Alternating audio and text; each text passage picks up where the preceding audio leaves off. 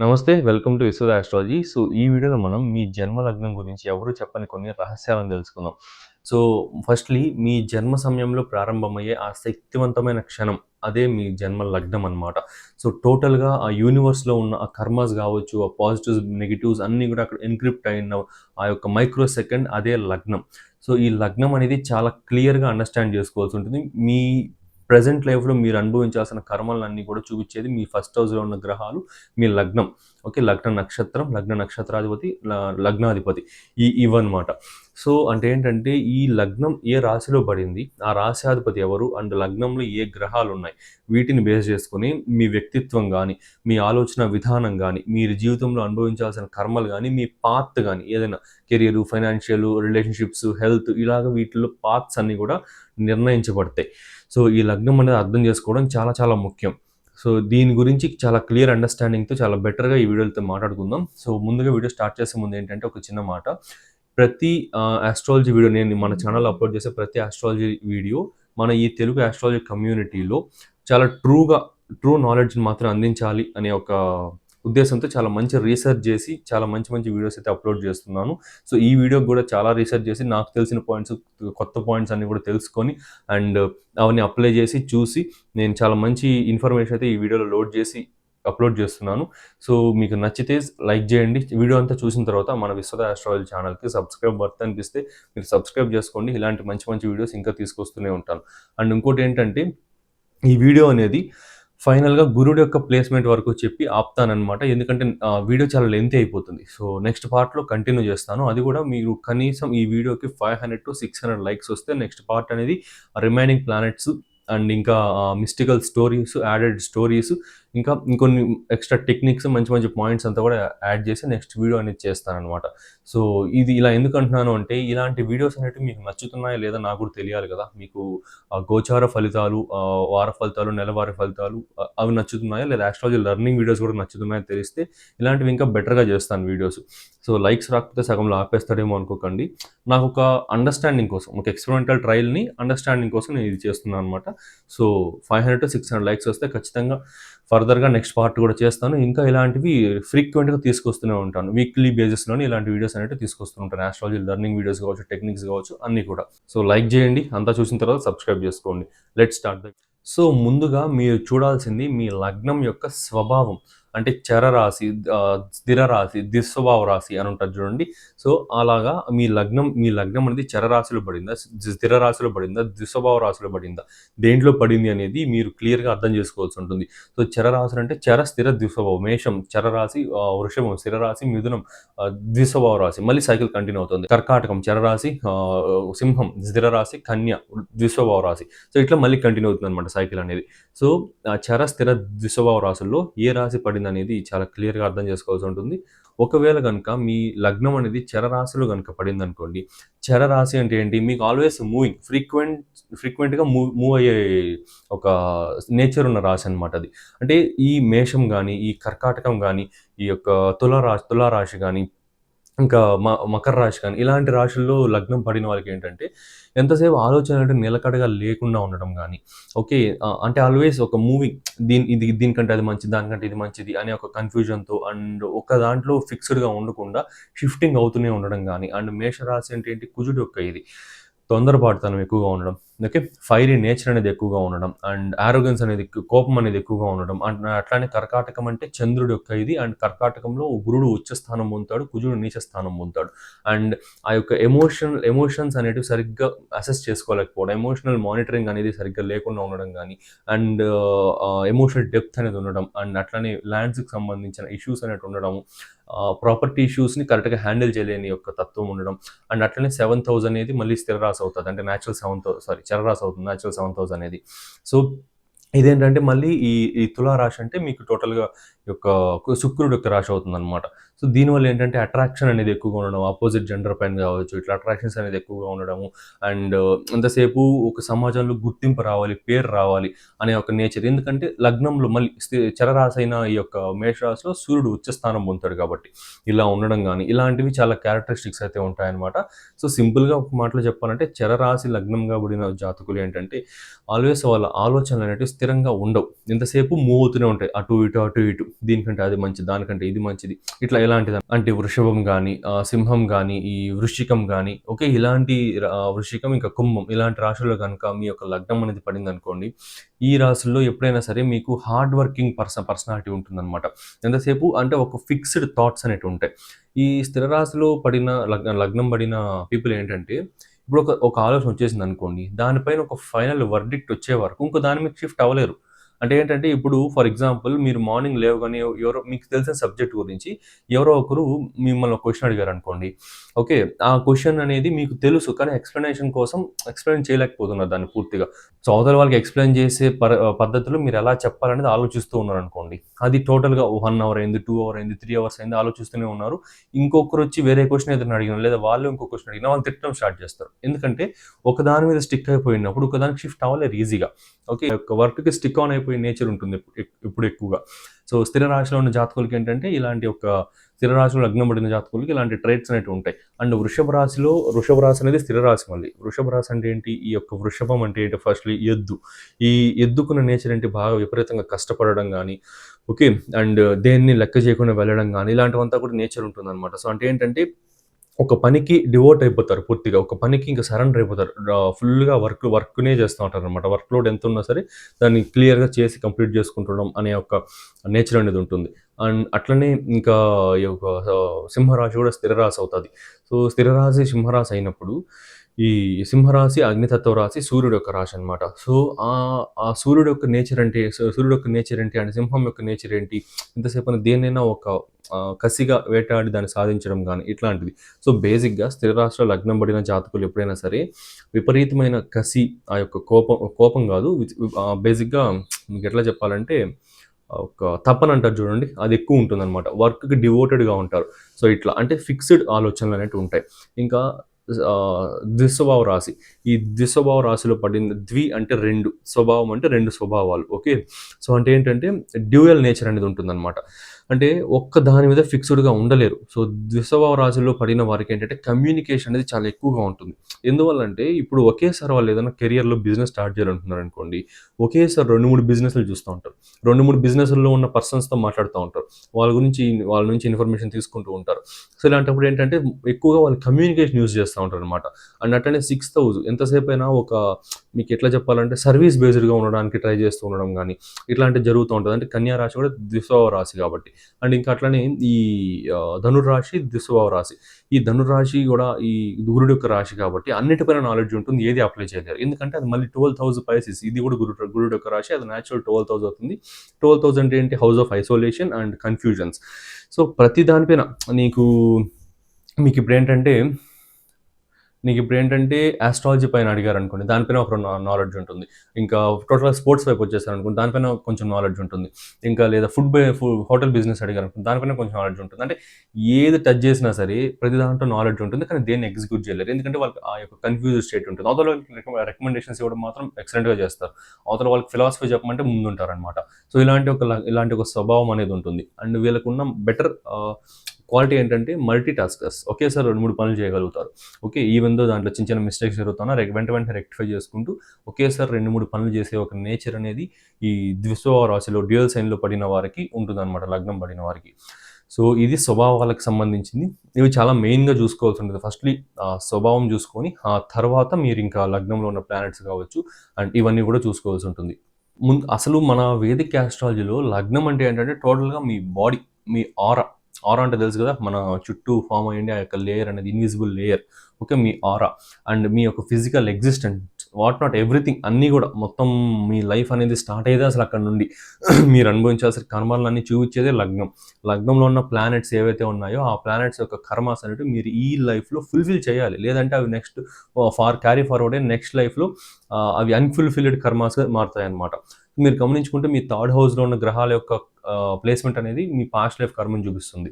ఇప్పుడు థర్డ్ హౌస్‌లో గనుక మీకు సాటర్న్ ఉన్నాడనుకోండి, సర్వెంట్స్ దగ్గర మీకు కర్మ ఉండిపోయింది అనేసి అర్థం అనమాట. అంటే ఎవరి దగ్గరైనా పని చేపించుకొని వాళ్ళకి డబ్బులు ఇవ్వకుండా ఎగ్గొట్టేసేయడం ఇలాంటివి చేసిన వారికేంటంటే థర్డ్ హౌస్‌లో సాటర్న్ ప్లేస్‌మెంట్ గాని ఇలాంటివి వస్తాయన్నమాట. సో, కాబట్టి ఈ లైఫ్‌లో దాన్ని ఏం చేయాలి? ఆ కర్మను రిమూవ్ చేసుకోవాలి. సో, ఏం చేసుకోవాలి? సింపుల్‌గా సర్వెంట్స్ కావచ్చు ఇలాంటి వాళ్ళు ఉంటే వాళ్ళు ఇప్పుడు ఒక రోజు పనికి రూ. 1000 ఒప్పుకున్నారనుకోండి, మీరు ఒక రూ. 100 ఎక్స్‌ట్రా ఏసి ఇవ్వడం. అంటే ఆ నెగెటివ్ కర్మని రిమూవ్ చేసుకోవడం. ఫుడ్ అనేది ఫ్రీగా వాళ్ళకి పెట్టడం. టోటల్‌గా ఇలాంటివన్నమాట. సో, ఇలాంటివి చేసుకుంటున్నప్పుడు ఏంటంటే, ఆ థర్డ్ హౌస్‌లో ఉన్న ఆ ప్లానెట్స్ యొక్క నెగెటివ్ కర్మ తీరిపోయి మీకు పాజిటివ్‌గా యాక్ట్ చేస్తాయన్నమాట. సో, ఇలాంటివి కూడా చేసుకుంటూ ఉండాలి. అండ్ కుజుడున్నాడనుకోండి థర్డ్ హౌస్‌లో మీకేంటంటే బార్బర్స్ దగ్గర గాని, సలూన్ దగ్గర గాని, ఇంకా ఆర్మీ దగ్గర గాని, ఓకే. ఇంకా ఈ సర్వీస్ ఓరియెంటెడ్‌గా రక్షక భటులు, పోలీస్ దగ్గర గాని, ఇలాంటి వారి దగ్గర కర్మ బ్యాలెన్స్ ఉండిపోయిందనేసి అర్థం అనమాట. సో, ఇవి క్లియర్ చేసుకుంటూ రావాల్సొస్తుంది. చాలా క్లియర్‌గా చేస్తాను ఇంక థర్డ్ హౌస్ పైన ఎక్సలెంట్ వీడియో అనేది చేస్తాను. చాలా ఉంటుంది అసలు దీనిపైన. ఇంకా ఫస్ట్ హౌస్ ఇలాంటి దీనిపైన మీకు దీనికి వచ్చే రెస్పాన్స్‌ని బట్టి సెకండ్, థర్డ్, ఫోర్త్ అన్నీ చేసుకుంటూ పోతాను. సో, లైక్ చేయండి, సబ్స్క్రైబ్ చేసుకోండి.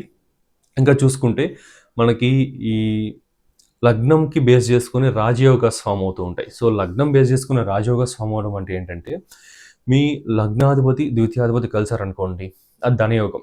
లగ్నాధిపతి ద్వితీయంలో ఉండి, ద్వితీయాధిపతి లాభంలో ఉంటే అదొక ధనయోగం. మళ్ళీ లాభాధిపతి లగ్నంలో ఉంటే అది కూడా ఒక టైప్ ఆఫ్ ధనయోగం.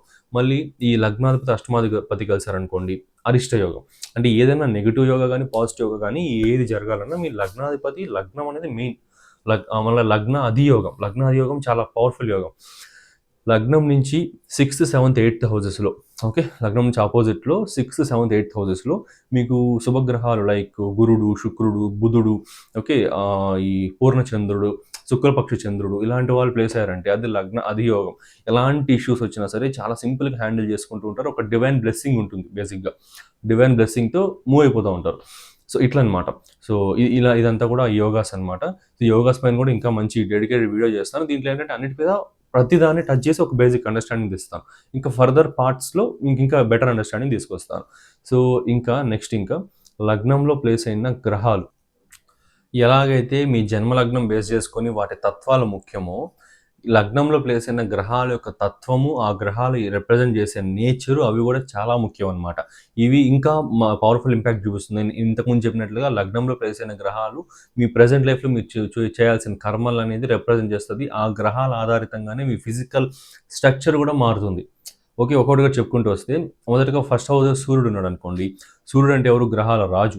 సూర్యుడు ఫస్ట్ హౌస్‌లో ఉన్న people reddish and copper colour అనేది ఉండడం గాని, ఓకే. రెడ్డిష్ కాపర్ కలర్ ఉండడము, మీడియం హైట్ ఉండడం, హెయిర్ లైన్ ఎక్కువగా ఉండడం. హెయిర్ లైన్ అంటే ఆహ్, ఇట్లా ఫోర్‌హెడ్ ఎక్కువ ఉంటుంది చూడండి. అది అలా అన్నమాట.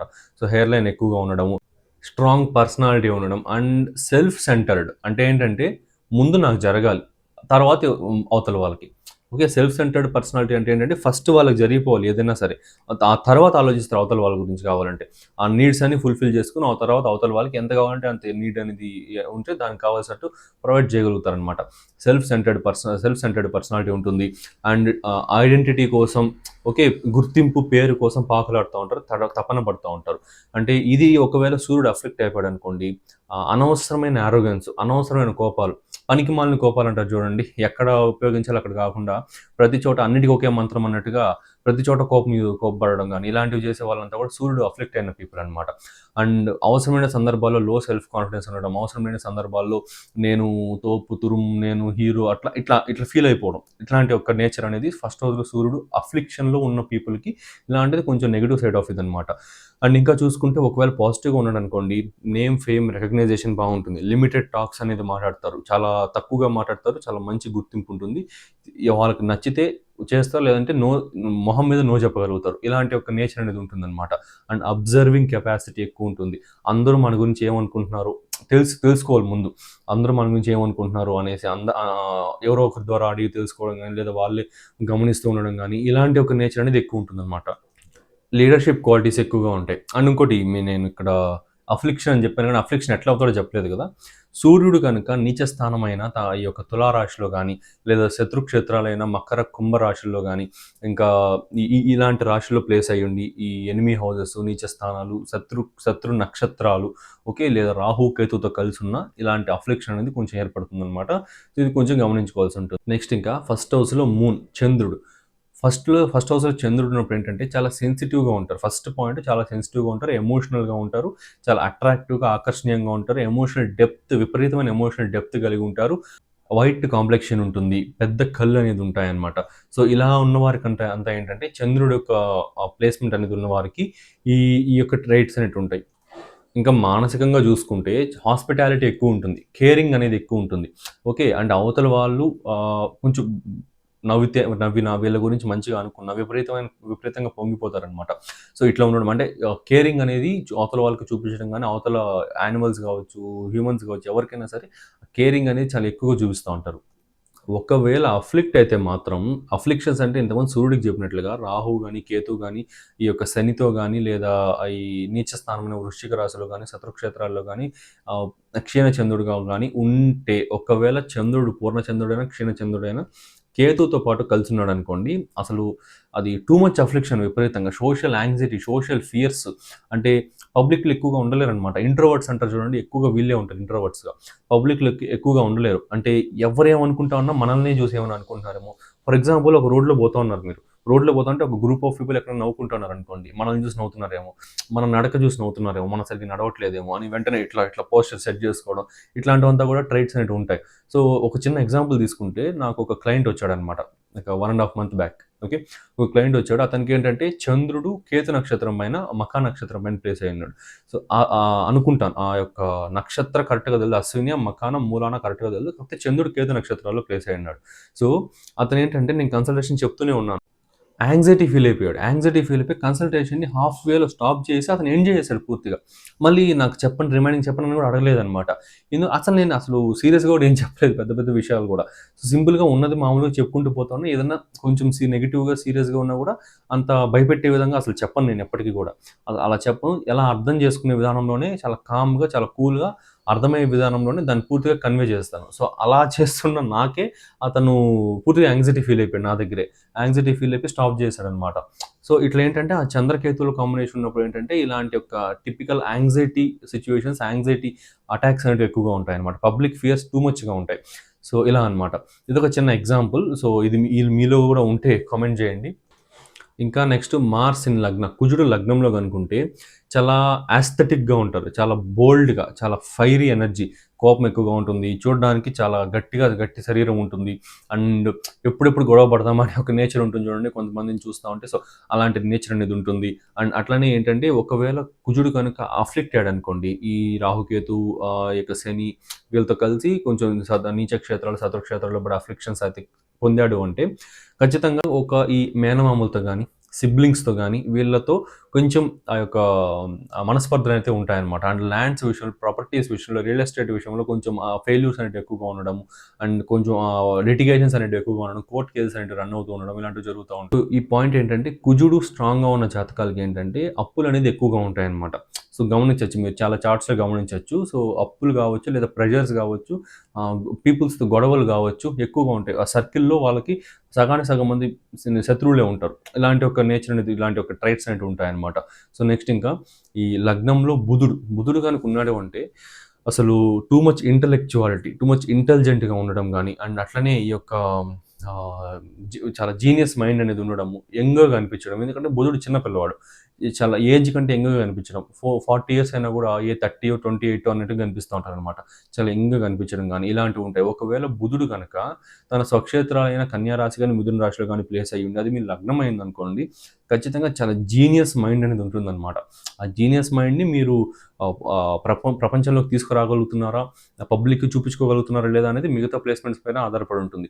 సో, ఇలా ఉంటుంది. ఇంకా బుధుడికి సంబంధించి తీసుకుంటే మేజర్‌గా ఫిజికల్ ట్రైట్స్ కంటే కూడా ఆ యొక్క మెంటల్లీ ఈ తెలివికి సంబంధించినటివే ఎక్కువొస్తా ఉంటాయి. ఒకవేళ అఫ్లిక్ట్ అయ్యాడనుకోండి, యాంగ్జైటీ అనేది ఎక్కువుంటుంది. ఎందుకంటే బుధుడు బుద్ధికి కారకుడు. యాంగ్జైటీ అనేది ఎక్కువుంటుంది. కమ్యూనికేషన్ ఇష్యూస్ అనేటివి ఉంటాయి. స్పష్టంగా ఒక మాటని అవతల వాళ్ళకి క్లారిటీగా చెప్పలేని తత్వం అనేది ఉంటుంది.